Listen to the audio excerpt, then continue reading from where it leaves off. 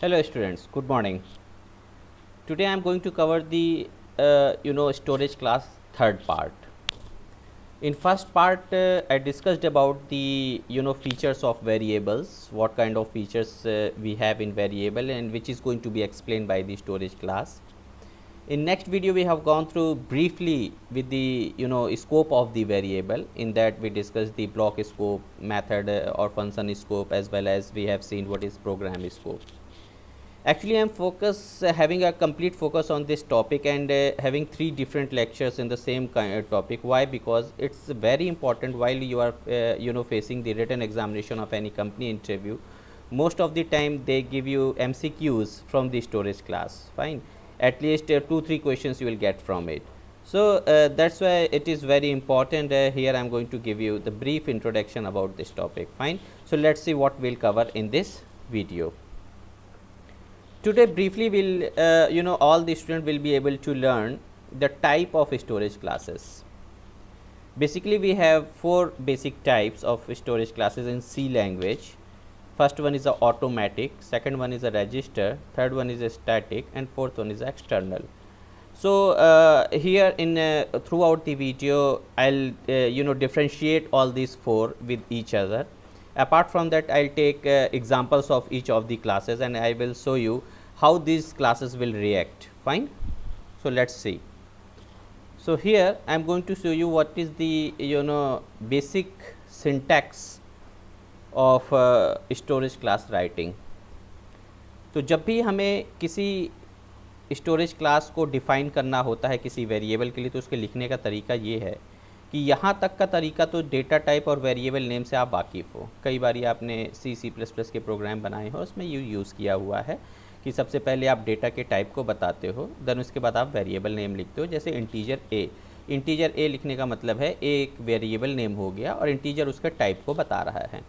उसी प्रकार से अगर हम डेटा टाइप के पहले अगर उसकी स्टोरेज क्लास को लिख दें, तो ये एक सिंटैक्स, एक नोटेशन है रिप्रेजेंटेशन का स्टोरेज क्लास का, कि हम डेटा टाइप के पहले स्टोरेज क्लास का नेम लिखते हैं. अब वो स्टोरेज क्लास का नेम क्या क्या हो सकता है, तो मैंने जैसे आपसे कहा कि बेसिकली 4 स्टोरेज क्लास हैं सी में. पहली है ऑटोमेटिक, दूसरी है रजिस्टर, तीसरा है स्टैटिक एंड चौथा है एक्सटर्नल. अब यहाँ तो आप क्लियर थे कि भाई वेरिएबल नेम, चलो ठीक है, वो वेरिएबल जो मेमोरी में जब कोई स्पेस एलोकेट होता है किसी पर्टिकुलर वैल्यू के लिए, तो उसका एक नेम होता है जिसको हम वेरिएबल नेम कहते हैं. फाइन. और डेटा का टाइप ये बताता है कि उस पर्टिकुलर वेरिएबल यानी उस मेमोरी लोकेशन में किस टाइप का डेटा स्टोर होगा, वो इंटीजर है, कैरेक्टर है, फ्लोट है. What about this storage class? ये जो ऑटोमेटिक है, रजिस्टर है, स्टैटिक है, एक्सटर्नल है, उसका क्या मीनिंग है? अगर उसको हम यहाँ लिखेंगे डेटा टाइप से पहले, तो इससे हमें क्या पता चलेगा?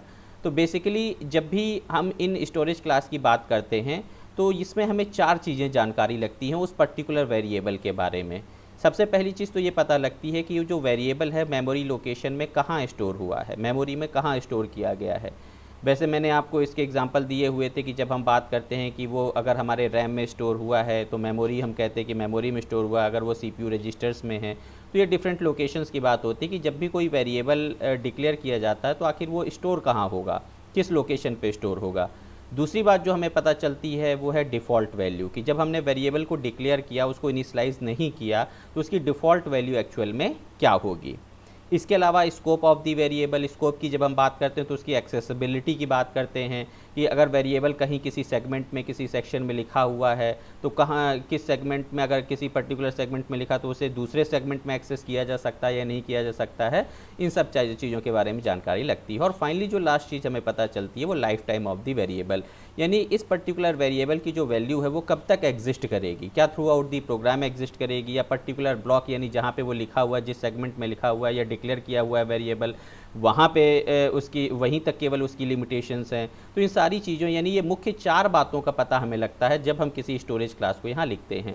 उसी प्रकार से हर पर्टिकुलर स्टोरेज क्लास की ये 4 अलग अलग तरीके से उनकी डेफिनेशन लिखी गई है कि जब हम ऑटोमेटिक स्टोरेज क्लास यूज़ करते हैं तो मेमोरी लोकेशन कुछ और होगी, डिफ़ॉल्ट वैल्यू कुछ और होगी, स्कोप वेरिएबल का कुछ और होगा, इसी तरीके से उसका एक पर्टिकुलर लाइफ टाइम होगा.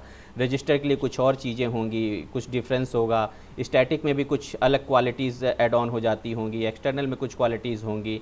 फाइन. तो अब हम इनको ब्रीफली क्या करते हैं कि इन चारों को आपस में कंपेयर करके देख लेते हैं इन पैरामीटर्स के बेस पे कि इन चारों में आपस में क्या डिफरेंस है. तो यहाँ आगे बढ़ने के पहले मैं समझाऊं कि इसका सिंटैक्स क्या होगा कि डेटा का टाइप और वेरिएबल नेम तो आप डिक्लेयर करते आ रहे हो। जब डेटा के टाइप के पहले आप इन चार में से कोई एक स्टोरेज क्लास लिख दोगे तो उससे हमें ये पता चलेगा कि ये जो वेरिएबल है उसके अंदर उसकी मेमोरी लोकेशन क्या है, उसकी डिफ़ॉल्ट वैल्यू क्या होगी, स्कोप क्या है उसका, और उसकी लाइफ टाइम क्या है। इन चार चीज़ों के बारे में हमें पता लगेगा। चलिए अब हम इनका डिफरेंस देख लेते हैं। तो जैसा मैंने कहा कि बेसिकली हमारे पास में 4 स्टोरेज क्लासेस हो गई हैं। चलिए देखते हैं। सबसे पहला जो हमारे पास में कंपैरिजन आता है वो आता है कीवर्ड, कि जब हम इसको प्रोग्रामिंग लैंग्वेज में यूज़ करेंगे तो क्या कीवर्ड लिखेंगे, क्या ऑटोमेटिक डायरेक्टली लिख देंगे? नहीं, ऑटोमेटिक के लिए हमें जो कीवर्ड यूज़ करना है ऑटो यूज़ करना है। जैसे हम इंटीजर तो बोलते हैं लेकिन इंटीजर के लिए हम क्या यूज़ करते हैं? INT यूज़ करते हैं। उसी प्रकार से ऑटोमेटिक जो हमारी स्टोरेज क्लास है उसके लिए हम ऑटो कीवर्ड यूज़ करेंगे। रजिस्टर के लिए रजिस्टर कीवर्ड ही यूज़ होता है, स्टैटिक के लिए स्टैटिक कीवर्ड यूज़ होता है, और एक्सटर्न के लिए एक्सटर्न कीवर्ड यूज़ होता है। जैसा कि आप जानते हो कि एक केस सेंसिटिव लैंग्वेज है, तो ऑटो में जो आप देख रहे हो सारे अल्फ़ाबेट्स स्मॉल हैं, रजिस्टर में सारे अल्फ़ाबेट स्मॉल हैं, इसलिए आपको इसी नोटेशन को फॉलो करना है। इनको लिखने का तरीका क्या है कि जिस तरीके से आप यहाँ पे लिख रहे हो इंटीजर ए, इंटीजर के पहले आपने क्या लिख दिया? ऑटो। ऑटो का इट मीन्स क्या है कि ये जो पर्टिकुलर वेरिएबल है वो किस क्लास को बिलोंग कर रहा है? ऑटो क्लास को बिलोंग कर रहा है। उसी प्रकार ऑटो की जगह रजिस्टर लिख दोगे तो ये वेरिएबल रजिस्टर क्लास को बिलोंग करेगा। अगर यहाँ पे आप स्टैटिक लिख देते हैं तो वो स्टैटिक क्लास को बिलोंग करेगा। अगर आप एक्सटर्न लिख देते हो तो वो एक्सटर्न क्लास को बिलोंग करेगा। Got it? So that was the first difference in between all, कि इनके सबके कीवर्ड क्या हैं ये अपन ने देख लिया। अब अगली बात आती है स्टोरेज की। तो जब कोई वेरिएबल ऑटो क्लास को बिलोंग करता है तो उसकी जो लोकेशन होती है, स्टोरेज लोकेशन, वो मेमोरी में होती है।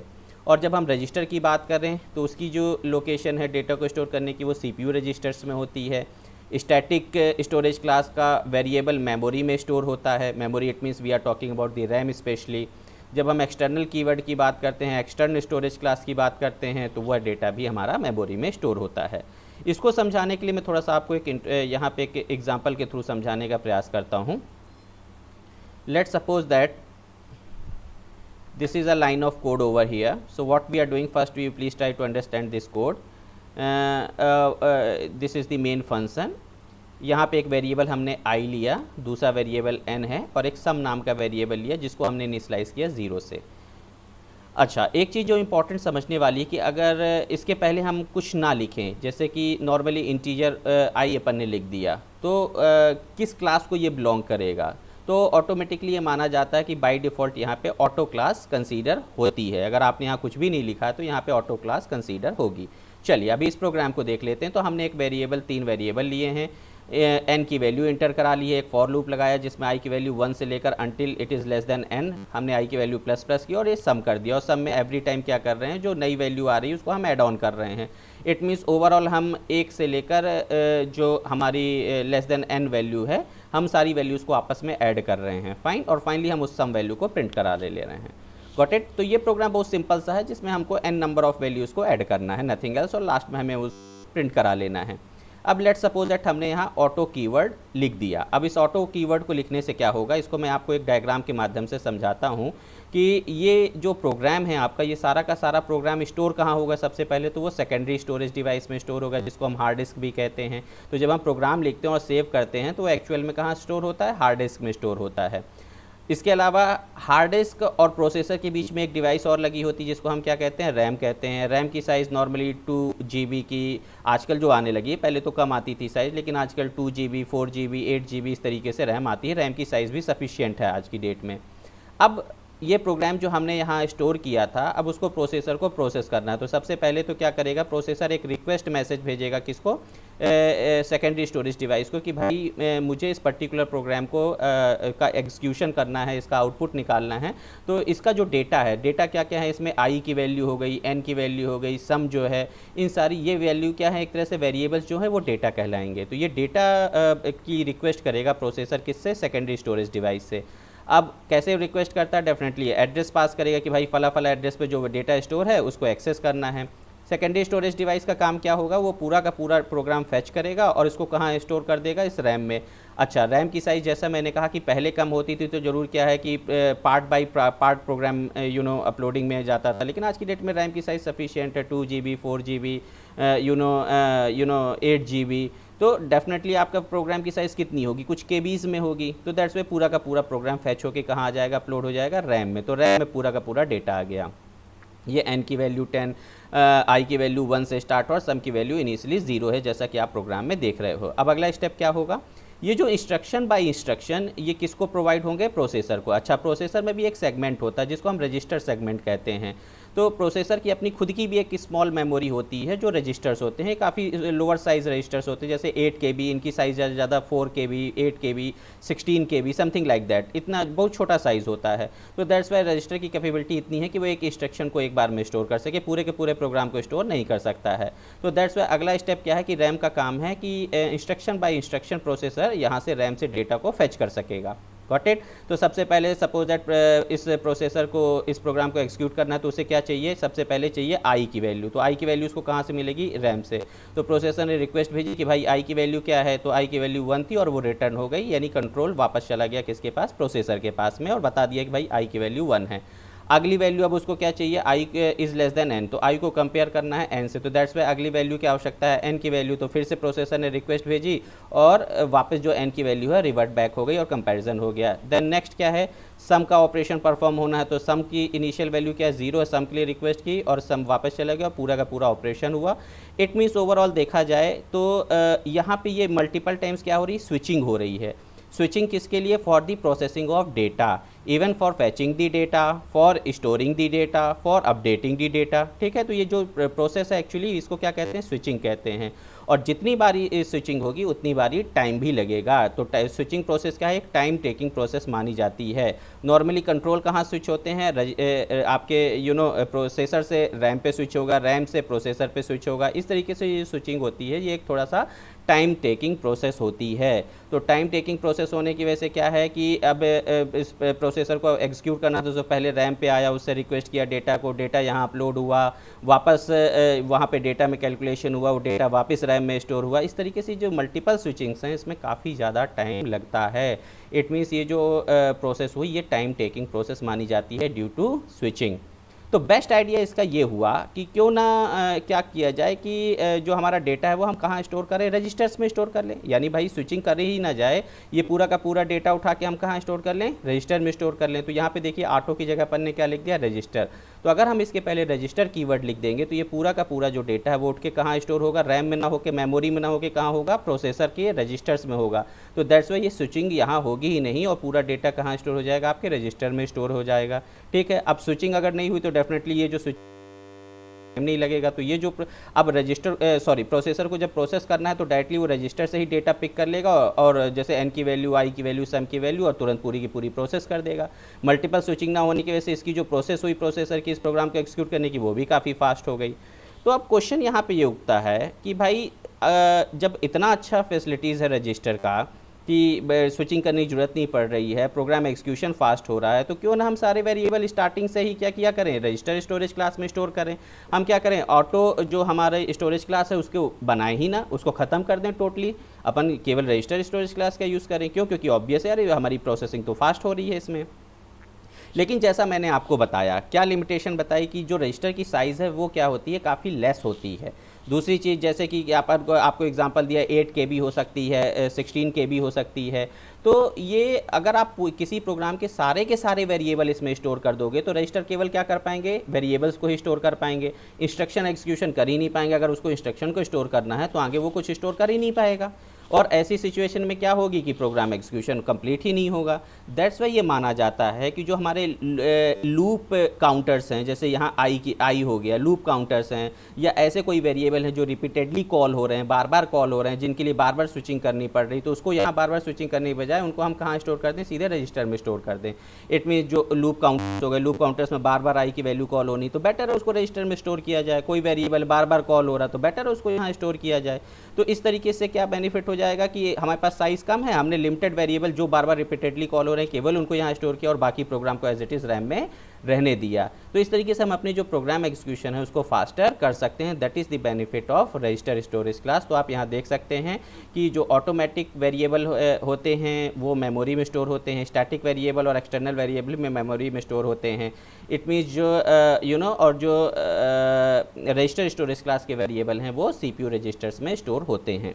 चूँकि आपको ग्लोबल और लोकल वेरिएबल में भी डिफरेंस पहले ही मैं बता चुका हूँ कि लोकल वेरिएबल ऐसे जो विद इन अ ब्लॉक लिखे जाते हैं और उनका जो लाइफ टाइम है वो केवल उसी ब्लॉक तक लिमिटेड होता है। जो ग्लोबल वेरिएबल होते हैं वो outside of the particular block लिखे जाते हैं, इट मीन्स ग्लोबल प्लेस में लिखे जाते हैं जस्ट हेडर फाइल के बाद में, तो उनका जो lifetime throughout the program है। देखिए अब लोकल वेरिएबल से बेनिफिट क्या होता है। देखिए अब आप किसी पर्टिकुलर वेरिएबल को जब उसकी आवश्यकता है केवल तभी उसको मेमोरी एलोकेट हो रही है और उसकी आवश्यकता खत्म होती है उसकी मेमोरी डी एलोकेट हो जाए। इस तरीके से जो मेमोरी डी एलोकेट हो गई वो किसी और के वेरिएबल के द्वारा यूज़ की जा सकती है या प्रोग्राम के द्वारा यूज़ की जा सकती है। तो दैट इज़ द बेनिफिट। यानी अगर मेमोरी मैनेजमेंट की बात की जाए तो लोकल वेरिएबल होना भी बहुत अच्छा बेनिफिट है। हाँ, समटाइम्स हमें किसी प्रोग्राम में ऐसे वेरिएबल की आवश्यकता पड़ती है जो थ्रू आउट दी प्रोग्राम जिसकी आवश्यकता हो, इसलिए हम ग्लोबल वेरिएबल का यूज़ करते हैं। लेकिन ग्लोबल वेरिएबल रिस्की भी होता है क्योंकि जब प्रोग्राम लाख, 1.5 लाख, 2 लाख लाइन के होते हैं, यानी बड़ी बड़ी इंडस्ट्रीज़ के बड़े बड़े कोड होते हैं, तब आदमी ये बात की संभावना कि प्रोग्रामर ये भूल ही जाए कि कोई वेरिएबल ग्लोबली डिक्लेयर किया गया है। और ऐसी सिचुएशन में चूंकि ग्लोबल वेरिएबल डिक्लेयर किया गया है और इंटरनली उसने ग्लोबल वेरिएबल की वैल्यू चेंज करने की कोशिश करेगा तो कहीं ना कहीं जो उसका आउटपुट है उसमें कुछ वेरिएशंस आ जाएंगे। फाइन।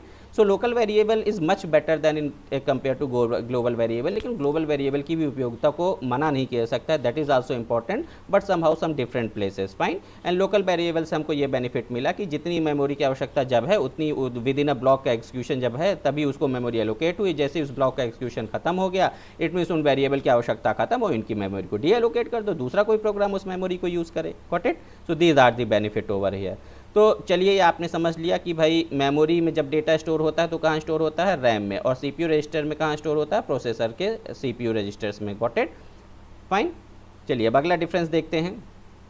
अगला डिफरेंस है इनिशियल वैल्यू की बात कर रहे हैं। इनिशियल वैल्यू यानी कि जब ऑटोमेटिक वेरिएबल डिक्लेयर किया हो जाता है, अगर हम उसको कोई वैल्यू इनिशियलाइज ना करें तो ऑटोमेटिकली उसमें क्या वैल्यू स्टोर होती है, गार्बेज वैल्यू। इसी प्रकार से रजिस्टर वेरिएबल भी गार्बेज वैल्यू होल्ड करते हैं, देन स्टैटिक वेरिएबल 0 होल्ड करते हैं और एक्सटर्नल वेरिएबल भी 0 होल्ड करते हैं। अब एक क्वेश्चन आपके दिमाग में उठ सकता है कि सर सारा का सारा डेटा तो डेफिनेटली मेमोरी में स्टोर हो रहा है, यानी अगर हम किसी वेरिएबल को डिक्लेयर कर रहे हैं तो उसका डिक्लेरेशन मेमोरी में हो रहा है। जब सारे वेरिएबल का डिक्लेरेशन मेमोरी में हो रहा है तो ऐसा कैसे पॉसिबल हो गया कि कुछ वेरिएबल को जो बाय डिफ़ॉल्ट वैल्यू वो गार्बेज दी जाती है और कुछ बाय डिफ़ॉल्ट वैल्यू कुछ को 0 मिल रही है। भाई मेमोरी लोकेशन तो सबके लिए कॉमन है, वहीं से तो उठ के गार्बेज को भी स्टैटिक को भी मिल रहा होगा, वहीं से लोकेशन ऑटोमेटिक को भी मिल रही होगी। तो मैं आपको यहाँ बताना चाहूँगा कि एक्चुअली पूरी मेमोरी को डिफरेंट सेगमेंट में बांटा जाता है और हर सेगमेंट में से अगर मैं बेसिकली 2 ही सेगमेंट की बात करूं जिसमें से जो ऑटोमेटिक और रजिस्टर वेरिएबल हैं वो जिस सेगमेंट में जिस सेगमेंट से मेमोरी एलोकेट की जाती है इन टाइप के वेरिएबल्स को, वहाँ पे जो बाय डिफ़ॉल्ट वैल्यू होती है वो गार्बेज वैल्यू होती है। इट मीन्स स्टैक से जो मेमोरी लोकेशन प्रोवाइड की जाती है। और स्टैटिक और एक्सटर्नल की बात की जाए तो इनके कुछ स्पेशल एक सेगमेंट होता है जहाँ पे सारी वैल्यूज़ इनिशियली 0 होती हैं, वहाँ से इनको मेमोरी एलोकेट की जाती है। इसलिए इनकी जो विदाउट इनिशियलाइजेशन अगर हम किसी वेरिएबल को केवल डिक्लेयर करते हैं तो इनकी जो इनिशियल वैल्यू है वो 0 होती है। इनके बारे में ब्रीफली आपसे बात करनी है मुझे, तो आप ये बिल्कुल भी इस बात की हेडेक ना लें कि अभी तो मैंने इसको एक्सप्लेन किया ही नहीं कि मेमोरी का आर्किटेक्चर क्या है, वो कौन कौन से सेगमेंट्स होते हैं। इस पर ब्रीफली मैं एक वीडियो बनाऊँगा जिस पर मैं आपसे डिस्कशन करूँगा, क्योंकि ये भी एक इंपॉर्टेंट पार्ट है जब आप कंपनी इंटरव्यू को फेस करते हो। फाइन। लेकिन अभी समझने के लिए मैं आपको समझा रहा हूँ यहाँ पे कि जो इनिशियल वैल्यू होगी वो ऑटोमेटिक और रजिस्टर वेरिएबल की गार्बेज होगी और स्टैटिक और एक्सटर्नल वेरिएबल की क्या होगी, 0 होगी। जैसे कि आपको अगर मैं यहाँ पे एग्जांपल पे दिखाऊं तो मैंने एक स्टैटिक वेरिएबल डिक्लेयर किया वेर नाम का, और जब मैंने इसको प्रिंट कराया तो यहाँ पे मुझे इस वेयर नाम का वेरिएबल की जो आउटपुट मिलेगा वो क्या मिलेगा, 0। क्यों? क्योंकि इसकी जो इनिशियल वैल्यू होगी, बाय डिफ़ॉल्ट वैल्यू होगी इस वेरिएबल की, दैट वुड बी 0, जैसा कि आप यहाँ पे देख सकते हैं। फाइन। अगला जो डिफरेंस है दैट इज़ स्कोप। स्कोप यानी कि उस पर्टिकुलर वेरिएबल को जहाँ डिक्लेयर किया गया है वहाँ से उसको एक्सेस किया जा सकता है कि नहीं। तो जैसा मैं बताऊं कि जो ऑटो वेरिएबल होते हैं उनका जो स्कोप है वो लोकल है, यानी जिस पर्टिकुलर ब्लॉक में वो लिखे गए हैं केवल उसी ब्लॉक के अंदर ही उन वेरिएबल को एक्सेस किया जा सकता है। जैसे ही उस ब्लॉक का कंट्रोल ट्रांसफ़र होता है अगली लाइन पे, यानी उस ब्लॉक से अपन बाहर आते हैं, वैसे ही उसके बाद में उस वेरिएबल का स्कोप ख़त्म हो जाता है, यानी उस वेरिएबल को आप उस पर्टिकुलर ब्लॉक के बाहर एक्सेस नहीं कर पाएंगे, जिसके बारे में मैंने प्रीवियस वीडियो में डिस्कस किया हुआ है एग्जाम्पल के साथ में। इसी प्रकार से रजिस्टर स्टोरेज क्लास का जो वेरिएबल होते हैं उनकी भी जो स्कोप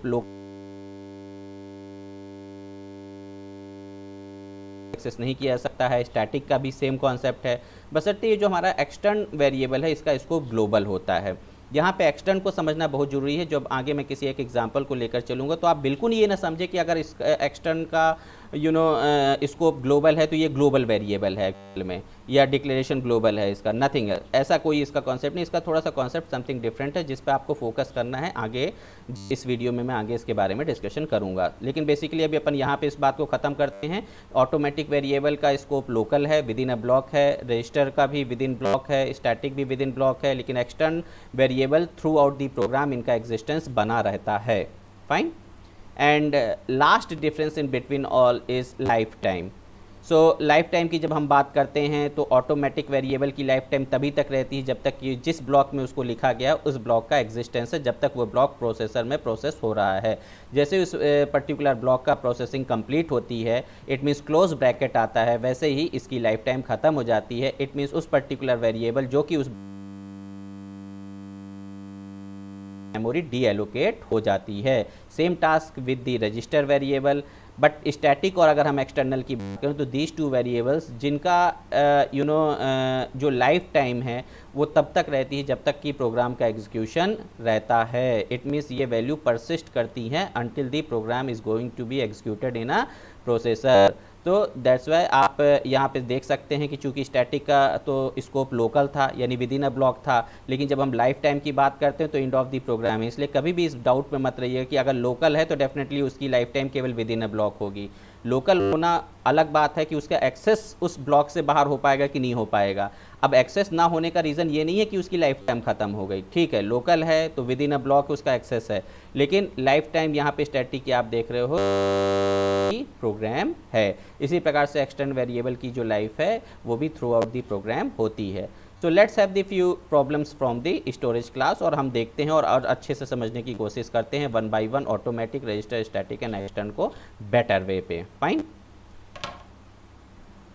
चलिए स्टार्ट करते हैं। सबसे पहले ऑटोमेटिक स्टोरेज क्लास से यहाँ पे मैंने इन शॉर्ट लिख दिया हुआ है जिससे कि आपको दोबारा पीछे जाके चेक ना करना पड़े कि जो ऑटोमेटिक वेरिएबल हैं उनका कीवर्ड ऑटोमेटिक स्टोरेज क्लास का ऑटो है, एंड स्टोरेज मेमोरी में होता है, इनिशियल वैल्यू गार्बेज होती है, स्कोप लोकल है, इनका life time with in a block होता है। फाइन, चलिए एक प्रोग्राम यहाँ है, उस प्रोग्राम को समझिएगा। इस प्रोग्राम में हम कर क्या रहे हैं कि हमने एक वेरिएबल लिया वाइड मेन के अंदर जो ऑटो स्टोरेज क्लास को बिलोंग करता है, उसकी इनिशियल वैल्यू हमने 1 रखी।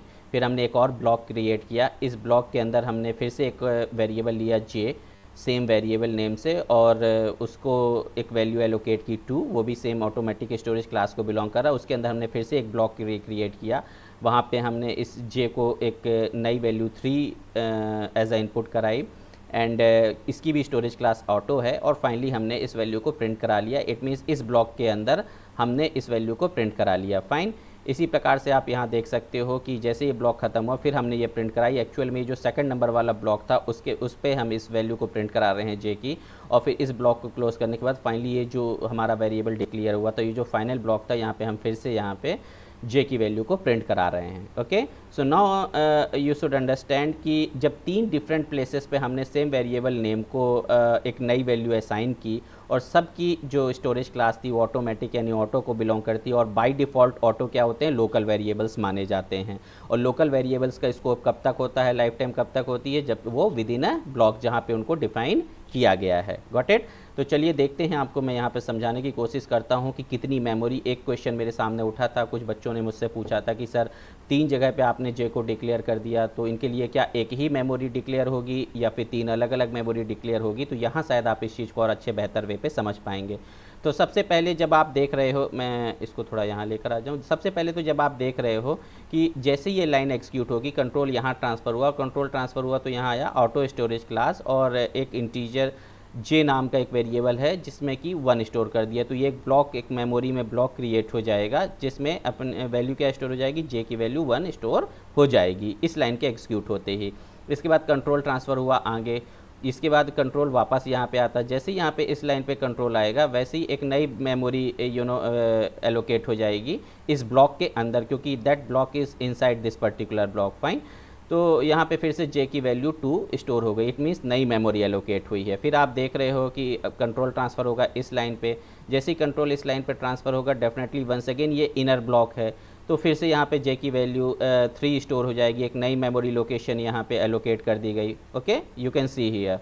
देन इसके बाद में क्या होगा, यहाँ पे आप चूँकि आप खुद ही देख के समझ पा रहे हो कि अब जो ट्रांसफ़र होगा कंट्रोल वो इस प्रिंट स्टेटमेंट को ट्रांसफ़र होगा। ये प्रिंट स्टेटमेंट इन दोनों ओपन और क्लोज ब्रैसेस के अंदर, इट मीन्स ये लोकल है। ये जो इंटीजर j है जिसकी वैल्यू 3 है, ये एक लोकल वेरिएबल है इस पर्टिकुलर ब्लॉक के लिए। यहाँ पे जैसे हम इसको प्रिंट कराएंगे तो हमें क्या मिलेगा, j की वैल्यू, जैसे ही आप यहाँ पे वैल्यू प्रिंट कराएंगे यहाँ पे हमें मिलेगी j की वैल्यू 3, तो यहाँ पे सबसे पहला आउटपुट आपको मिल जाएगा 3। फिर इसके बाद में कंट्रोल कहाँ ट्रांसफ़र होगा, कंट्रोल ट्रांसफ़र होगा यहाँ। जैसे ही कंट्रोल यहाँ ट्रांसफ़र होगा आप देख रहे हो कि इसकी जो मेमोरीज j = 3 को एलोकेट की गई थी वो डी एलोकेट हो जाएगी। यहाँ पे क्रॉस हमने कर दिया। डी एलोकेट इसलिए हो जाएगी क्योंकि इसका स्कोप कितना था, लाइफ टाइम कितनी थी, केवल विद इन अ ब्लॉक थी। तो इस ब्लॉक का एक्सक्यूशन कंप्लीट हो गया, कंट्रोल यहाँ आ गया, कंट्रोल के यहाँ आते ही इस ये मेमोरी डी एलोकेट हो गई। अगला स्टेप क्या है, अब कंट्रोल जाएगा अगली लाइन पे। जैसे ही कंट्रोल अगली लाइन पे जाएगा तो डेफिनेटली अब ये वाले ब्लू वाला जो बॉक्स है इसकी बात हो रही है, तो जैसे ही कंट्रोल यहाँ पे गया डेफिनेटली j की वैल्यू क्या प्रिंट हो जाएगी, 2 हो जाएगी। तो यहाँ पे सबसे पहले प्रिंट हुआ 3, यहाँ पे क्या हुआ, प्रिंट 2। अब कंट्रोल वापस कहाँ ट्रांसफ़र हो गया, यहाँ। तो जैसे ही यहाँ पे कंट्रोल ट्रांसफ़र हुआ तो ये ब्लॉक एंड हो गया, ये वाला पर्टिकुलर ब्लॉक, ये ब्लॉक एंड हो गया। यहाँ आप देख सकते हो कि ये ब्लॉक की मेमोरी जो एलोकेट की गई थी j = 2 को, वो भी डी एलोकेट हो गई। अब फाइनली हमारे पास में लास्ट ब्लॉक बचा हुआ है जहाँ पे j की वैल्यू 1 स्टोर है। अगला जो कंट्रोल है वो इस लाइन पे ट्रांसफ़र होगा और j की वैल्यू क्या प्रिंट कर देगा, 1 प्रिंट कर देगा। और जैसे ही j की वैल्यू प्रिंट करेगा 1, वैसे ही यहाँ पे कंट्रोल इसके बाद में कहाँ ट्रांसफ़र होगा, इस पर्टिकुलर लाइन पे। इट मीन्स पूरा प्रोग्राम का एक्सक्यूशन कंप्लीट हो गया। और जैसे ही पूरे प्रोग्राम का एक्सक्यूशन कंप्लीट हुआ, ये जो मेमोरी j = 1 को भी एलोकेट थी ये भी डी एलोकेट हो जाएगी। और फाइनली हमको क्या आउटपुट मिल जाएगा, 3, 2, 1। Now I think you people may be understood this कि जो आपका एक डाउट था कि भाई ये 3 अलग अलग जगह पे j सेम वेरिएबल नेम को हमने डिक्लेयर किया हुआ है, तो क्या इनके लिए एक ही मेमोरी एलोकेट हुई है कि 3 अलग अलग मेमोरी होगी। तो आप यहाँ आउटपुट के थ्रू आप इसको देख सकते हैं कि 3 डिफरेंट प्लेसेस मेमोरी एलोकेट हुई। एंड चूँकि इनका जो स्कोप है विद इन अ ब्लॉक था, तो जैसे ही पर्टिकुलर ब्लॉक एंड होता है प्रोसेसिंग के बाद, वैसे ही उसकी जो मेमोरी है वो डी एलोकेट होती जाएगी। और फाइनली हमको आउटपुट 3, 2, 1 यहाँ पर मिलेगा इस लाइन ऑफ कोड के एग्जीक्यूट होते ही। फाइन, चलिए एक अगला एग्जाम्पल और ले लेते हैं अपन। अगले एग्जाम्पल से इसको समझने की कोशिश करते हैं। देखिए इस प्रोग्राम में हमने क्या किया है, ये भी ऑटोमेटिक वेरिएबल को ही बिलोंग कर रहा है। हमने क्या किया, एक इंटीजर वेरिएबल लिया इंट नम करके, और उसकी स्टोरेज क्लास हमने ऑटो डिक्लेयर कर रखी है। फाइनली हम उसकी वैल्यू को प्रिंट करा रहे हैं। इसके बाद में हम उस वैल्यू को इनिशियलाइज़ कर रहे हैं 100 से, और फिर हम उस वैल्यू को प्रिंट करा रहे हैं। आपको ये समझना चाहिए कि यहाँ पे जब हमने स्टोरेज क्लास तो डिफाइन कर दी लेकिन इसको इनिशियलाइज़ नहीं किया, तो बाय डिफ़ॉल्ट वैल्यू इसकी क्या है, हमने यहाँ पे देखी इनिशियल वैल्यू क्या होती है, गार्बेज। यानी जब इसका एग्जीक्यूशन इस लाइन का होगा तो हमें क्या मिलनी चाहिए, गार्बेज वैल्यू। और फिर इसके बाद में जब कंट्रोल अगली लाइन में ट्रांसफ़र हुआ तो हमने वैल्यू को किससे इनिशियलाइज़ कर दिया, 100 से। तो इट मीन्स अब उस पर्टिकुलर प्लेस पे 100 चला गया, तो हमें आउटपुट अब अगली बार में क्या मिलना चाहिए, 100। चलिए इसको अपन 1 बाई 1 करके देख लेते हैं कि क्या होगा एक्चुअल में। जैसे ये लाइन एग्जीक्यूट होगी, इस लाइन का एग्जीक्यूशन होगा, वैसे ही क्या होगा, यहाँ पे एक मेमोरी एलोकेट हो जाएगी जिसका नाम होगा इनिट नम करके, और इसके अंदर क्या स्टोर हो जाएगा, उस लोकेशन पे गार्बेज। फिर अगली अब इस गार्बेज, जब इस लाइन का एग्जीक्यूशन होगा तो यही गार्बेज वैल्यू जो यहाँ स्टोर है वो आउटपुट में हमें यहाँ मिल जाएगी। फिर जब कंट्रोल अगली लाइन को ट्रांसफ़र होगा तो ये जो 100 वैल्यू है वो गार्बेज की जगह पे क्या स्टोर हो गया, यहाँ 100। और जब वापस कंट्रोल यहाँ ट्रांसफ़र होगा तो इस जगह पे हमको आउटपुट क्या मिलेगा, 100। तो हमें आउटपुट फाइनली मिलेगा garbage and 100। Now I think you understood कि कैसे यहाँ पे इनिशियल वैल्यू एलोकेट होती है और कैसे वैल्यू को अपन इनिशियलाइज कर सकते हैं, यानी कि अपने चॉइस के हिसाब से उस वैल्यू को चेंज कर सकते हैं। Fine, let's have one more example from the automatic storage class to understand it more brief manner. You please see here, क्या किया हमने, void main फंक्शन के अंदर एक for लूप कॉल किया जिसमें हमने इंटीजर टाइप का वेरिएबल लिया जो इस पर्टिकुलर ओपन ब्रेसेस और इस क्लोज ब्रेसेस के बीच में हमने डिक्लेयर किया इस आई को कि वो इंटीजर टाइप का है, उसकी वैल्यू 0 है इनिशियली और वो लेस देन 5 तक रन करेगा और एवरी टाइम हम आई की वैल्यू को प्लस कर रहे हैं। Fine, and what we are doing here, we are going to print actually the C programming. Fine, until that I is having value less than 5, till that time it will print the C programming, and later on जैसे ये complete होगा इसका execution, हम वापस I की value को print कराना चाह रहे हैं कि I फाइनली करते करते करते डेफिनेटली एक समय ऐसा आया होगा कि जब I की वैल्यू लेस देन 5 नहीं होगी, इट मीन्स क्या हो गई होगी, I 5 के इक्वल हो गया होगा। तो फाइनली आपका ये सोचना होगा कि भाई I 5 के इक्वल हो गया होगा इस लूप के कंप्लीट होने के बाद में, तो यहाँ पे हमें I की वैल्यू 5 मिल जानी चाहिए। लेकिन देखते हैं होता क्या है। देखिए, जैसे इस लाइन का एग्जीक्यूशन कंप्लीट होगा, एक लोकल ब्लॉक क्रिएट होगा जिसमें I की वैल्यू इनिशियलाइज किससे हो जाएगी, 0 से। इसके बाद कंट्रोल ट्रांसफ़र होगा यहाँ। जैसे ही कंट्रोल यहाँ ट्रांसफ़र हुआ तो 5 टाइम ये लाइन रन करेगी, प्रिंट स्टेटमेंट रन करेगा, और 5 टाइम हमको सी प्रोग्रामिंग ये हमें मैसेज यहाँ प्रिंट हो जाएगा। इसके बाद कंट्रोल कहाँ ट्रांसफ़र होगा, इस पर्टिकुलर लाइन पे। जैसे ही कंट्रोल यहाँ ट्रांसफ़र हुआ, इट मीन्स ये जो पर्टिकुलर ब्लॉक था जहाँ हमने आई को डिक्लेयर किया था, उस ब्लॉक का एंड हो गया। चूँकि ऑटोमेटिकली जब हम यहाँ पे कुछ भी नहीं लिखते हैं इसके पहले, तो मैंने आपको क्या बताया था कि ये किस क्लास को बिलोंग करता है, ऑटोमेटिक क्लास को बिलोंग करता है। तो यहाँ ज़रूरी नहीं है कि हम इसके पहले ऑटो कीवर्ड को लिखें। अगर हमने यहाँ ऑटो कीवर्ड नहीं भी लिखा है तब भी बाय डिफ़ॉल्ट ये ऑटोमेटिक क्लास को बिलोंग कर रहा है। दैट्स वाई चूँकि इसका डिक्लेरेशन इस ब्लॉक के अंदर था, तो जैसे ही कंट्रोल यहाँ पे आया वैसे ही ये जो पर्टिकुलर मेमोरी एलोकेट की गई थी आई को, वो क्या हो जाएगी, डी एलोकेट हो जाएगी। सो नाउ अगर अब हम कंट्रोल यहाँ ट्रांसफ़र हो और इस आई की वैल्यू को प्रिंट कराना चाहें, तो हमें मैसेज क्या पास होगा कि जो आई है वो अनडिक्लेयर्ड है। सो दैट्स वाई यहाँ पे फाइनली हमें आउटपुट एरर मैसेज मिलेगा, यानी कंपाइलेशन एरर आएगी। I think you have understood now briefly what is automatic class and how it reacts. Fine, let's see another one. This is the register class. Fine, अब मैं register class को आपको briefly समझाता हूँ। तो देखिए, register storage class के बारे में क्या बात की थी अपन ने कि जो कीवर्ड है वो रजिस्टर यूज़ होता है, स्टोरिंग होती है सीपीयू रजिस्टर्स में, इनिशियल वैल्यू इसकी भी गार्बेज होती है, स्कोप लोकल ही है, और लाइफ टाइम जब तक उस ब्लॉक का एग्जीक्यूशन हो रहा है। फाइन, तो यहाँ पे समझने वाली ये बात है कि देखिए हम इस प्रोग्राम में पहले कर क्या रहे हैं। मैंने एक रजिस्टर स्टोरेज क्लास ली है, उस स्टोरेज क्लास में एक वेरिएबल लिया है जो इंटीजर टाइप का है। फाइनली इस वेरिएबल को हम यहाँ केवल डिक्लेयर कर रहे हैं, इनिशियलाइज नहीं कर रहे हैं। तो आप भी जानते हो कि इसकी इनिशियल वैल्यू क्या होगी, यहाँ गार्बेज होगी। चूँकि हमने यहाँ रजिस्टर स्टोरेज क्लास मेंशन कर रखा है, तो ये कहाँ स्टोर होंगे, सीपीयू रजिस्टर्स में इसको स्टोर होंगे। इनका जो स्कोप है वो कहाँ होगा, लोकल। ये जिस ब्लॉक में लिखे गए हैं, इस मेन के ब्लॉक के अंदर लिखे गए हैं, केवल इसका स्कोप यहीं तक है। और लाइफ टाइम इस पर्टिकुलर वेरिएबल की तभी तक है जब तक ये मेन फंक्शन एग्जीक्यूट हो रहा है, क्योंकि जिस ब्लॉक में लिखे गए हैं उस ब्लॉक का जब तक एग्जीक्यूशन है तभी तक ही इस वेरिएबल का एग्जिस्टेंस है या उसको एलोकेट की गई मेमोरी है, अदरवाइज मेमोरी डी एलोकेट हो जाएगी। अब इन सारी बातों को तो आप पिछले एग्जांपल्स में ही समझ चुके थे। जो मुख्य बात है यहाँ पे वो ये है कि रजिस्टर स्टोरेज क्लास का वेरिएबल स्टोर कहाँ होता है, वो होता है सीपीयू रजिस्टर में, मेमोरी में स्टोर नहीं होता है।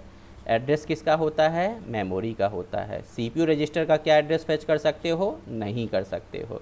तो मोरल ऑफ द स्टोरी क्या है कि अगर कोई वेरिएबल रजिस्टर स्टोरेज क्लास में डिक्लेयर किया गया है, इट मीन्स उसकी मेमोरी को, उसकी लोकेशन को फैच नहीं किया जा सकता, क्योंकि वो रैम में स्टोर नहीं है, वो मेमोरी में स्टोर नहीं है, एक्चुअल में वो सीपीयू रजिस्टर में स्टोर हैं। और सीपीयू रजिस्टर के एड्रेस को आप फैच नहीं कर सकते हो, आपको परमिशन नहीं है। सो दैट्स वाई जैसे ही मैंने यहाँ पे एक पॉइंटर डिक्लेयर किया, जिसका काम क्या किया, मैंने यहाँ पे इस वेरिएबल के एड्रेस को स्टोर करने की कोशिश की इस पॉइंटर पे।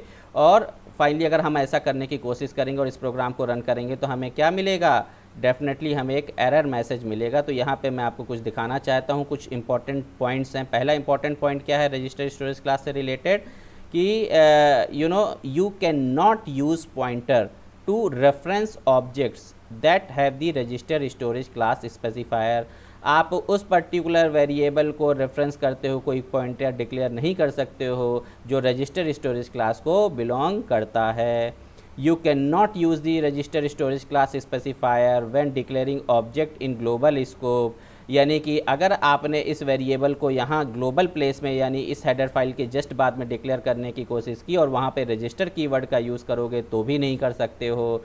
अगला इंपॉर्टेंट बात है कि a register does not have the an address. Definitely register का कोई एड्रेस नहीं होता है, क्योंकि वो मेमोरी में डेटा स्टोर नहीं, वो कहाँ स्टोर है, रजिस्टर में। तो आप M% का साइन, नॉर्मली मैंने क्या होता है M% किसके लिए होता है, एड्रेस ऑफ वेरिएबल, तो दैट्स वाई M% का साइन लगा के आप उसको ऑपरेट नहीं कर सकते। इस ऑपरेटर का यूज़ इस वेरिएबल के साथ में नहीं किया जा सकता है। Got it? So now you understood I think कि यहाँ पे अगर इस लाइन को हम यहाँ इस तरीके से लिखेंगे तो हमें क्या मिलेगा, एक एरर मैसेज यहाँ मिलेगा कि ये इस रजिस्टर स्टोरेज क्लास में संभव नहीं है। ये शायद एक इंपॉर्टेंट बात आप समझ पाए होंगे। तो इन 3 मुख्य पॉइंट्स को याद रखोगे तो इससे आने वाले किसी भी MCQ को आप इजी गोइंग वे पे सॉल्व कर सकते हो। अगला जो स्टोरेज क्लास मैं यहाँ पे लेकर चल रहा हूँ वो है स्टैटिक स्टोरेज क्लास। फाइन, अब इस स्टैटिक स्टोरेज क्लास की बात कर लेते हैं। इसको मैं थोड़ा सा यहाँ लेकर आता हूँ। सबसे पहले इस प्रोग्राम को समझ लेते हैं। हमने क्या किया, एक मेन फंक्शन बनाया है। मेन फंक्शन में हमने 3 बार इस सेम फंक्शन को कॉल किया है, दैट इज़ प्रिंट। प्रिंट की डेफिनेशन में क्या लिखा हुआ है कि इसके अंदर हमने एक स्टैटिक वेरिएबल लिया है जिसको इनिशियलाइज़ किया है 0 से। बाय डिफ़ॉल्ट भी वैसे हमारे स्टैटिक वेरिएबल 0 से ही इनिशियलाइज़ होते हैं, लेकिन मैंने यहाँ कर रखा है सेफ साइड में, स्टैटिक टाइप का वेरिएबल लिया है जिसकी वैल्यू क्या है, इनिशियल वैल्यू 0 है। और फाइनली हमने उस वेरिएबल को प्रिंट कराने की कोशिश की है। इसके बाद में इस वेरिएबल को मैंने 10 से इंक्रीमेंट कर दिया है, समझिएगा 10 से इंक्रीमेंट कर दिया है। फाइन, और वापस जब ये फंक्शन एग्जीक्यूट हो जाएगा तो फिर से यही सेम फंक्शन कॉल होगा। फिर से ये फंक्शन कितनी बार कॉल हो रहा है, 3 बार। तो यहाँ पे प्रिंट कितनी बार होगा, नॉर्मली 3 बार, यानी आउटपुट हमको 3 टाइम्स आएगा। अब क्या आएगा हम उसकी बात बाद में करते हैं। पहले तो समझने की कोशिश करो कि स्टैटिक जो स्टोरेज क्लास है इसका कीवर्ड स्टैटिक है, जो हमने लिखा हुआ है।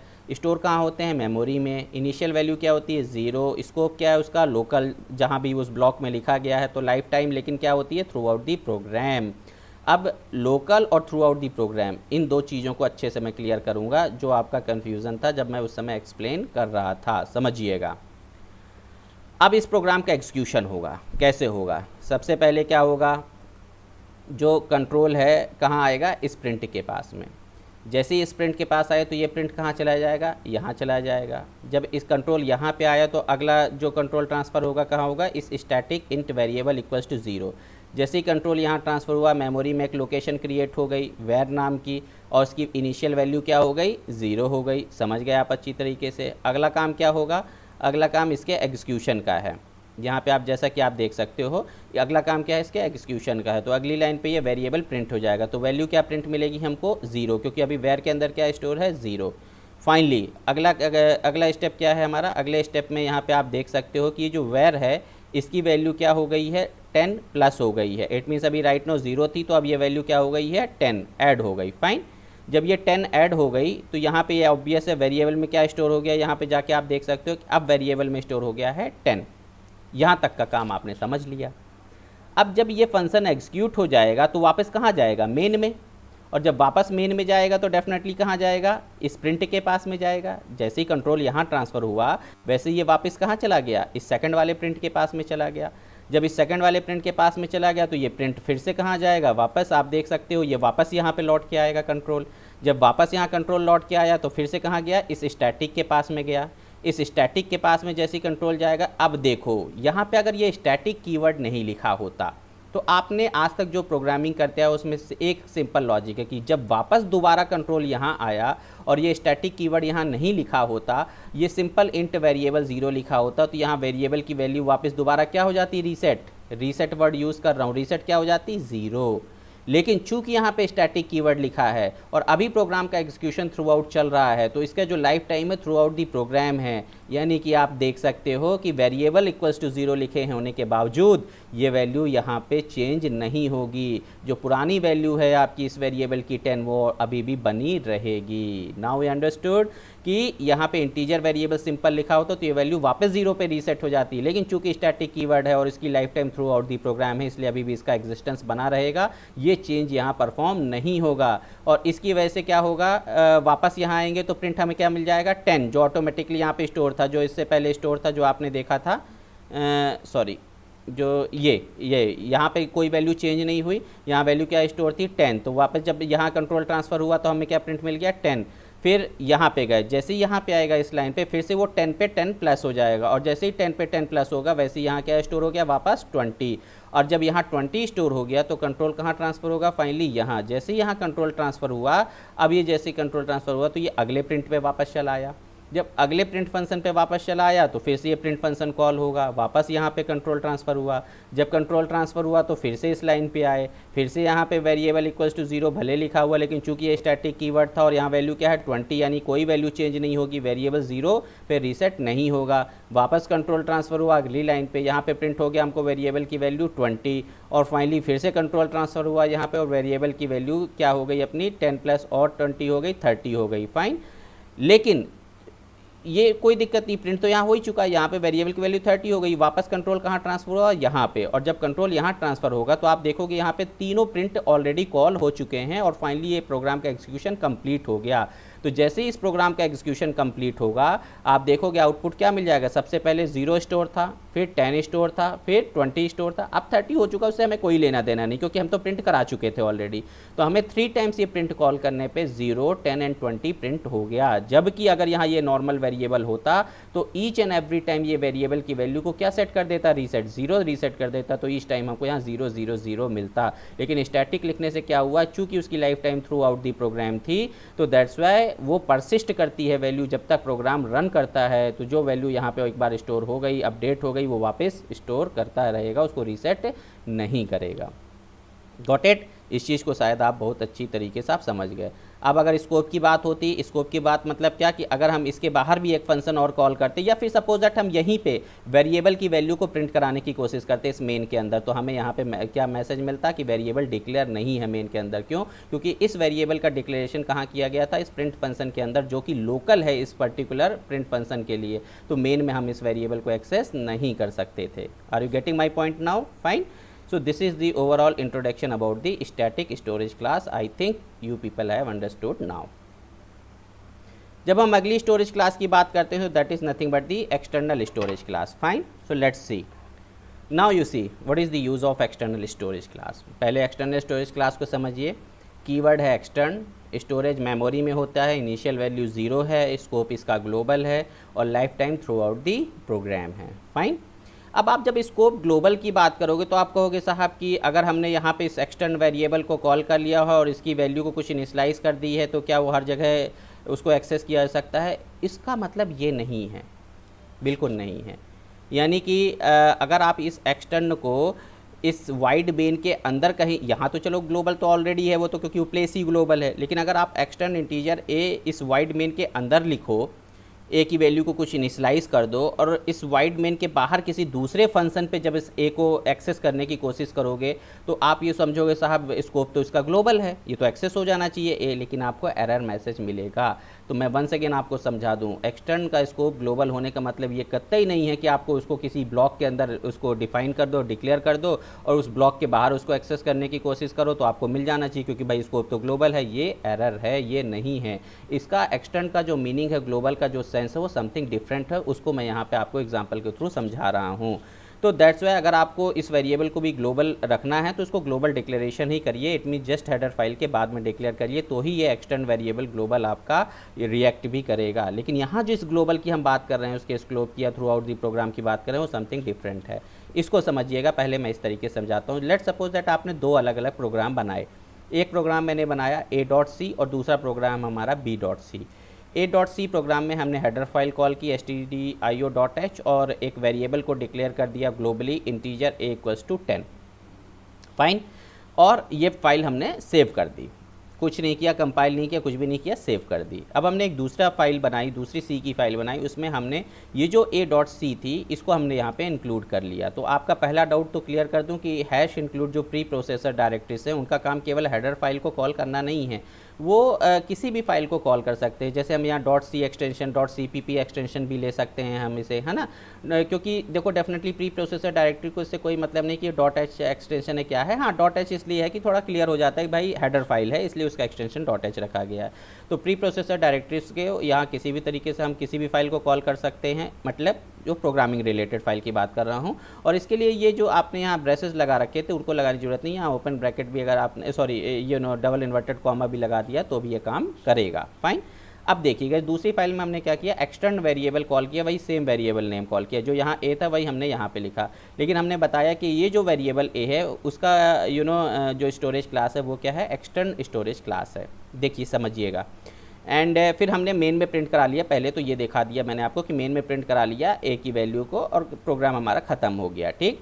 यानी कि बी डॉट सी में तो हमने ए की वैल्यू को कहीं कोई इनिशियलाइजेशन नहीं किया, फाइन। अब अगर ये ए डॉट सी हमारी फाइल नहीं होती तो आप कह सकते थे कि भाई अगर यहाँ पे हमने इसको कोई इनिशियलाइजेशन नहीं किया है तो एक्सटर्न वेरिएबल जो इनिशियल वैल्यू है 0 है, तो यहाँ पे ए की वैल्यू 0 प्रिंट हो जाती है according to you, not an issue. लेकिन हम इस मुद्दे पे बात ही नहीं करना चाह रहे। मैं क्या दूसरा इंपॉर्टेंट चीज़ कि भाई इस एक्सटर्न वेरिएबल का यूज़ क्या है। तो आपने देखा कि दो फाइल बन गई, ए डॉट सी और बी डॉट सी। ए में आपने एक वेरिएबल लिया, उसकी वैल्यू को 10 इनिशियलाइज कर दिया, ग्लोबल वेरिएबल था, और फिर हमने जो बी डॉट सी ली उसमें एक extern variable same variable name का ले लिया, ठीक है। चलिए, जैसे ही ये लाइन एग्जीक्यूट होगी ए डॉट सी की, इट मीन्स अब देखो प्रोग्राम का एग्जीक्यूशन किसका करना है, बी डॉट सी का। जैसे ही हमने बी डॉट सी का एग्जीक्यूशन किया तो सबसे पहले प्री प्रोसेसर डायरेक्टरीज पे आएगा, पहले इस लाइन का एग्जीक्यूशन होगा। तो यहाँ पे देखा उसने इंक्लूड किया किस फाइल को, ए डॉट सी को। ए डॉट सी वापस मिली उसको यहाँ से, तो सबसे पहले उसने इसको जैसे ही कॉल किया यहाँ पे उसको हेडर फाइल, तो ठीक है चलो हेडर फाइल यहीं से इंक्लूड हो गई। यहाँ पे जैसे इस लाइन पे कंट्रोल ट्रांसफ़र हुआ वैसी एक मेमोरी डिक्लेयर हो गई, वो हो गई ए नाम की, जिसमें क्या स्टोर हो गया, 10। अब आप समझिएगा एक बहुत इंपॉर्टेंट चीज़, जब हम लिखते हैं integer a, normal integer a लिखते हैं तो दो चीज़ होती है, एक होता है वेरिएबल का डिक्लेरेशन और एक होती है वेरिएबल की डेफिनेशन। वेरिएबल का डिक्लेरेशन क्या कहलाता है, हमने लिखा इंटीजर ए, इसका मतलब हमने ये डिक्लेयर किया कि ए नाम का कोई वेरिएबल है जिसकी जो वैल्यू है वो इंटीजर टाइप की होगी। ये सिंपल डिक्लेरेशन का मतलब है। इसका मतलब ये नहीं है कि मेमोरी एलोकेट हो गई। इस लाइन का मतलब सिंपल ये है कि ए नाम का कोई वेरिएबल होगा जिसकी जो वैल्यू होगी उसमें जो स्टोर होगी वो इंटीजर टाइप की वैल्यू होगी। लेकिन चूंकि जब हम इसके आगे कुछ पर्टिकुलर मेंशन नहीं करते हैं, यानी कि और ये बाय डिफ़ॉल्ट जब रहता है तो यहाँ पे ये क्या होगा, इसका साथ में डेफिनेशन भी आती है। और डेफिनेशन के का मतलब ये है कि इंटीजर ए लिखते ही ए नाम की एक मेमोरी क्रिएट हो जाएगी, और अगर हमने उसको कोई वैल्यू इनिशियलाइज नहीं की है तो वो गार्बेज वैल्यू स्टोर करेगा, और नहीं तो वो जो वैल्यू हमने इनिशियलाइज की है उसको स्टोर करेगा। तो डिक्लेरेशन एंड डेफिनेशन, तो जब हम लिखते हैं इंटीजर ए, इट मीन्स वो डिक्लेरेशन और डेफिनेशन दोनों टास्क परफॉर्म करता है। इनिशियलाइजेशन हमने कर दिया, नहीं करते तो यहाँ पे क्या स्टोर होती, गार्बेज स्टोर होती। तो जैसे ही लाइन एग्जीक्यूट हुई वैसे ही हमको इस पर्टिकुलर वेरिएबल का डिक्लेरेशन और डेफिनेशन मिल गई। इट मीन्स एक मेमोरी में जगह क्रिएट हो गई जिसका नाम ए है और उसमें स्टोर हो गया 10। अब ये लाइन एग्जीक्यूट होते ही अगली लाइन पे आए, जब अगली लाइन पे आए तो इसका एग्जीक्यूशन हुआ। इसका एग्जीक्यूशन होते ही यहाँ पे इसके पहले लिखा हुआ है एक्सटर्न कीवर्ड। एक्सटर्न कीवर्ड का मतलब ये होता है भाई साहब, अब आप समझो कि ये बताता है कि ए नाम का कोई वेरिएबल है जो किसी दूसरी फाइल में कहीं पे इसका डिक्लेरेशन किया गया है, इसकी डेफिनेशन दी गई है, उसको इसको एक्सेस करना है। इट मीन्स एक्सटर्न लिखते ही इसका डिक्लेरेशन तो होता है लेकिन डेफिनेशन नहीं क्रिएट होती है।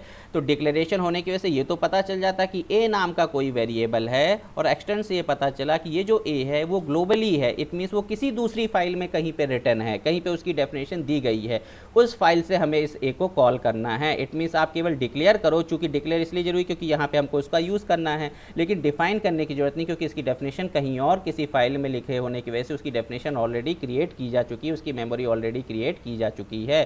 तो दैट्स वाई इस इंटीजर ए को भी, ये भी किसको पॉइंट करेगा, उसी मेमोरी लोकेशन को पॉइंट करेगा जो ए डॉट सी प्रोग्राम में लिखा हुआ वेरिएबल जिस लोकेशन को पॉइंट कर रहा था। यानी यहाँ डिक्लेरेशन तो हुआ लेकिन डेफिनेशन क्रिएट नहीं हुई। तो एक्सटर्न इसलिए ग्लोबल है क्योंकि क्या है, ये दूसरी किसी फाइल से उस सेम वेरिएबल की वैल्यू को एक्सेस कर रहा है, इसलिए क्या है ये ग्लोबल है। और साथ ही इसके लिखने से क्या फ़ायदा हुआ कि इसने दोबारा डेफिनेशन क्रिएट नहीं की, मेमोरी को वेस्ट होने से बचा लिया, सेव कर लिया। तो दैट्स वाई वही सेम मेमोरी लोकेशन को ये पॉइंट कर रहा है। इसके बाद जैसे ही हम यहाँ पे इसको प्रिंट कराएंगे तो हमें क्या प्रिंट होगा, ए की वैल्यू हमें 10 प्रिंट होगी, और यहाँ आउटपुट क्या मिल जाएगा, डेफिनेटली 10 मिल जाएगा आपको आउटपुट। आप देख सकते हो आउटपुट आपको यहाँ 10 आएगा। फाइन।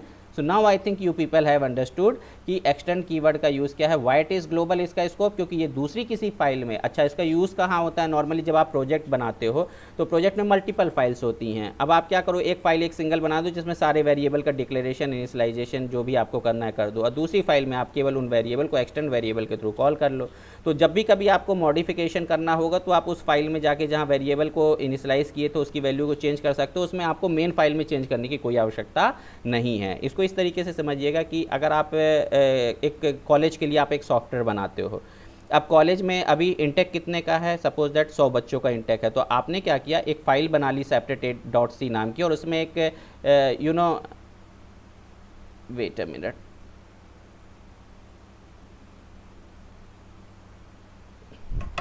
मिनट, ओके, आपने एक फ़ाइल बना ली। अब उसमें आपने क्या किया कि इंटेक जो सेट कर दिया कि स्टूडेंट जो एरे है वो हमारा 100 स्टूडेंट का डेटा स्टोर कर सकता है, और एक दूसरी फ़ाइल बना ली जिसमें आपने बाकी उस स्टूडेंट डेटा को कॉल करना, उसमें डेटा रिकॉर्ड स्टोर करना, सब कुछ कर दिया। फाइन। अब आपने इस प्रोग्राम को कंपाइल कर लिया, बाइट फाइल बना दी, जो EXE फाइल बना दी, और EXE दे दी किसको, कस्टमर को। अब अगर आपने यहीं पे डिक्लेरेशन किया होता इसी फाइल में, और फाइल भी आपने कस्टमर को दे रखी है, तो कस्टमर के कल की डेट में क्या होता कि कॉलेज वालों के पास इंटेक 100 की जगह 200 हो जाता, तो उसी फाइल में जाते, एरे की साइज़ को बढ़ा देते, और उसी प्रोग्राम को दोबारा रन कंपाइल करके एग्जीक्यूट करके और उसको यूज़ करने लगते। आपके पास वो दोबारा नहीं लौटते, यानी जो आपका मेंटेनेंस फेज़ वाला जो आपका प्रॉफिट था वो उसका लॉस हो जाता। क्यों? क्योंकि भाई वो तो जिस कस्टमर को आपने प्रोग्राम दिया उसने खुद उसमें करेक्शन कर लिया और मॉडिफिकेशन करके अपना यूज़ कर रहा है। तो बेटर क्या हो, जब आप प्रोजेक्ट बनाओ इस तरीके से, तो आप इसका डिक्लेरेशन जब कर दियो तो ये फाइल आप अपने पास रखे रहो, उसको केवल आपने वो दिया हुआ, ये कोड दिया हुआ है, तो दैट्स वो चाह के भी यहाँ पे जाके वेरिएबल का डिक्लेरेशन स्टूडेंट की जो साइज़ आपने एरे की साइज़ यहाँ 100 कर रखी थी वो यहाँ पे चेंज नहीं कर पाएगा, क्योंकि यहाँ तो एक्सटर्न वेरिएबल कॉल किए गए हैं। तो डेफिनेटली क्या है, ऐसे में क्या बेनिफिट हो गया कि अगर उसको कल की डेट में जो साइज़ चेंज भी करानी है तो वो आपसे ही कहेगा, तब जाके आप साइज़ चेंज करोगे और तब जाके उसका प्रोग्राम एग्जीक्यूशन आगे हो पाएगा, यानी कि वो सही तरीके से काम करेगा। तो बेसिकली जब प्रोजेक्ट्स में आप काम करते हो, मोर देन 1 फाइल्स होती हैं, जब किसी दूसरे फाइल के वेरिएबल को आपको एक्सेस करना हो तब ये एक्सटर्न वेरिएबल का यूज़ करते हैं। चूँकि आप किसी दूसरे फाइल से डेटा एक्सेस कर रहे हो, इसलिए एक्सटर्न का जो स्कोप है वो ग्लोबल माना जाता है। Got it? So this is the extern variable, जो कि बेसिकली ये भी काफ़ी इंपॉर्टेंट है जब आप प्रोजेक्ट वगैरह पे काम करते हो। तो चलिए अब आ जाते हैं MCQs में, यानी कि कुछ हम क्वेश्चंस लेते हैं, उन क्वेश्चंस का आंसर समझने की कोशिश करते हैं जो बेसिकली रिटन एग्ज़ाम में हमसे पूछे जाते हैं, और देखते हैं जो हमने पढ़ा है क्या हम इनका आंसर दे पा रहे हैं कि नहीं दे पा रहे हैं। तो पहला क्वेश्चन जो आपके सामने है कि regarding the scope of the variables identify the incorrect statements. आपको ये देखना है कि जब हम स्कोप की बात कर रहे हैं तो स्कोप क्या होता है, लोकल होता है और ग्लोबल होता है। फाइन। तो आपको ये देखना है कि जो हमने इसको पढ़ा है उसके रिलेटेड अगर देखा जाए तो यहाँ पे कौन सा स्टेटमेंट ऐसा है जो गलत है। तो सबसे पहले की बात करते हैं, ऑटोमेटिक वेरिएबल्स यानी जो ऑटो स्टोरेज क्लास में हैं, ऑटोमेटिकली इनिशलाइज टू 0। तो अगर हम उनकी कोई वैल्यू इनिशलाइज अगर ना करें तो क्या उनकी वैल्यू ऑटोमेटिकली 0 पे रहेगी। दूसरा statement, static variables are automatically initialize to 0, यानी अगर हम स्टैटिक वेरिएबल को इनिशलाइज ना करें तो ऑटोमेटिकली उनकी वैल्यू 0 होगी। तीसरा statement, the address of the register variable is not accessible, जो रजिस्टर CPU रजिस्टर में वेरिएबल्स स्टोर होते हैं उनके एड्रेस को एक्सेस नहीं किया जा सकता है। चौथा statement, static variable can not be initialised with any expression. Static variable में यूज़ किए जाते हैं, स्टैटिक फंक्शन में यूज़ किया जाता है, क्या स्टैटिक एक्सप्रेशन में भी यूज़ किया जा सकता है। तो आपको ये 4 स्टेटमेंट दिए हैं, तो यहाँ पे आपको ये बताना है कि भाई इसमें से कौन सा इनकरेक्ट स्टेटमेंट है। आप अपना शायद अभी तक आपने ऑप्शन चूज़ कर लिया होगा। अब मैं आपसे डिस्कस करता हूँ कि इसका जो ऑप्शन 1 है वो सही है, कि इट मीन्स ये स्टेटमेंट करेक्ट नहीं है। ये स्टेटमेंट करेक्ट क्यों नहीं है? क्योंकि ऑटोमेटिक वेरिएबल ऑटोमेटिकली किस पे क्या स्टोर करते हैं, गार्बेज वैल्यू स्टोर करते हैं, ना कि 0 से इनिशलाइज्ड होते हैं। बाकी तीनों स्टेटमेंट आपके राइट हैं, क्योंकि डेफिनेटली ये लास्ट वाले में अगर कन्फ्यूजन तो स्टैटिक वेरिएबल और स्टैटिक फंक्शंस हो सकते हैं लेकिन स्टैटिक एक्सप्रेशंस नहीं होते हैं। तो ये डेफिनेटली कैन नॉट लिखा हुआ है, तो कोई दिक्कत वाली बात नहीं, ये भी एक्सप्रेशन, ये भी हमारा स्टेटमेंट सही है। फाइन। अगला जो क्वेश्चन हम लेते हैं, यहाँ पे आप देख रहे हो लाइन ऑफ कोड लिखा हुआ है कि स्टैटिक कीवर्ड लिखा हुआ है, एक वेरिएबल है नम नाम का, उसकी वैल्यू को हमने इनिशलाइज किया 9 से।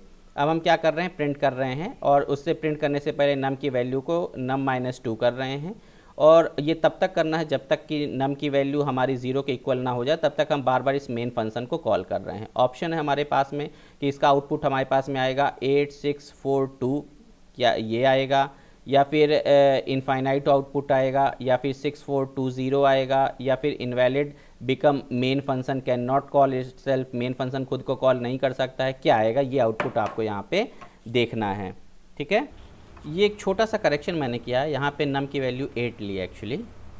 अब आपको बताना कि स्टैटिक स्टोरेज क्लास को बिलोंग करता है ये नम वेरिएबल जिसकी इनिशियल वैल्यू 8 है। हमें अब इसको प्रिंट कराना है, तो पहले प्रिंट कराने से पहले हमने नम की वैल्यू यहाँ पे देखा आपने, नम इक्वल्स टू नम -2 किया। एंड जब तक ये वैल्यू 0 के इक्वल नहीं हो जाती तब तक हम मेन फंक्शन को बार बार कॉल करेंगे। तो 4 ऑप्शन आपको दिए कि या तो हमें आउटपुट मिलेगा 8642, या तो इनफाइनाइट आउटपुट आएगा, या तो 6420 आएगा, या तो invalid because main function can not call itself. Fine. So now I think you understood everything. So what happen here कि एक तो ये स्टैटिक है, ठीक है, आप समझ गए होंगे कि वैल्यू परसिस्ट करेगी। दूसरी बात क्या है, हमने जब प्रिंट कराया प्रिंट करने से पहले ही इसको माइनस किया, तो 8 - 6 2 क्या हो गया, 6 हो गया। तो नम में स्टोर हुआ 6 और 6 हमारा प्रिंट हो गया। अगली बार चेक हुआ क्या 6 0 के इक्वल है, नहीं है, तो मेन फिर से कॉल हुआ। जब मेन फिर से कॉल हुआ तो यहाँ पे गए तो डेफिनेटली स्टैटिक होने की वजह से वो 6 ही वैल्यू रहेगी, यहाँ पे कोई चेंजेस परफॉर्म नहीं होगा। वापस यहाँ पे आया 6 - 2 क्या हो गया, 4 प्रिंट हो गया। 4 प्रिंट होने के बाद वापस चेकिंग हुई, 0 के इक्वल नहीं है, फिर से मेन कॉल हुआ, फिर यहाँ पे 2 आ जाएगा, फिर वापस गई यहाँ, फिर 0 के चेक नहीं इक्वल नहीं है, तो फिर यहाँ पे, तो इस तरीके से हमको आउटपुट क्या मिलेगा, 6420। तो राइट आउटपुट हमारा यहाँ पे क्या है, जो है वो है 6420। Got it.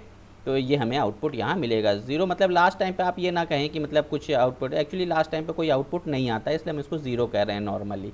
फाइन, क्योंकि वो 0 के, आप ये कहोगे कि साहब वो 0 के इक्वल तो हो गया, तब तो मेन में गया नहीं, तो फिर कैसे प्रिंट कर दिया। तो डेफिनेटली वो चूँकि यहाँ पे पहले ही क्या है ना, पहले ही यहाँ पे उसने 2 को माइनस कर दिया था, 2 - 2 तो 0 आ गया, तो 0 को पहले ही प्रिंट कर दिया था, फिर ना चेक किया उसने कि 0 इक्वल्स टू 0 के है कि नहीं है, तो तब वो मेन कॉल नहीं हुआ। तो नॉर्मली हमको आउटपुट क्या मिलेगा, 6420 यहाँ मिलेगा। अब अगले क्वेश्चन की बात करते हैं। N identifier storage class determines. आप यहाँ पे थोड़ा सा डाउटफुल केस में होगे, साहब आपने तो आइडेंटिफायर स्टोरेज क्लास कोई पढ़ा ही नहीं। तो यहाँ जो आइडेंटिफायर से मतलब है वो एक्चुअल में वेरिएबल से मतलब है। वेरिएबल को अपन क्या कहते हैं, आइडेंटिफायर जो आइडेंटिफाई करता है। Fine. So that's why identifier storage class की जब हम बात करते हैं तो उसका जो आंसर मैं पहले ही क्लियर कर देता हूँ। 4 ऑप्शन है यहाँ पे। टाइम से रिलेटेड है कि the time during which the identifier exist in memory, वो ये बताता है, या फिर which function is to use, कौन सा फंक्शन यूज़ होगा, which where to store program, memory से रिलेटेड है, या नन ऑफ दी एबव है। तो दैट्स वाई इसमें जो राइट आंसर है वो actually identifier storage class determines the time during which the identifier exist in the memory. Fine. तो इस तरीके से कुछ बेसिक MCQs पूछे जाते हैं जब आप एग्ज़ाम को फेस करते हो, तो आपको इस बात का ध्यान रखना। आप कुछ और भी प्रैक्टिस क्वेश्चंस करिए। और मुझे जहाँ तक लगता है अगर आप इस वीडियो को, यानी ये पूरी चैन को अगर आप देखोगे, storage class 1, storage class 2, storage class 3, इन तीनों को कवर करोगे एक साथ बैठ के, तो ऐसा एक भी क्वेश्चन नहीं होगा जिसका जवाब आप ना दे पाओ। Fine. So it's all about from my side. Thank you everyone. This is storage class, और अब मैं इसको यहाँ कंप्लीट करता हूँ। और आपको अगर कोई भी क्वेरीज़ हो तो आप प्लीज़ जो अपनी क्लासरूम है उसमें वो क्वेरीज़ फॉर्म में ड्रॉप कीजिए, अपन उसके बारे में डिस्कशन करेंगे अपनी लाइव क्लासेस में। So thank you everyone, thank you.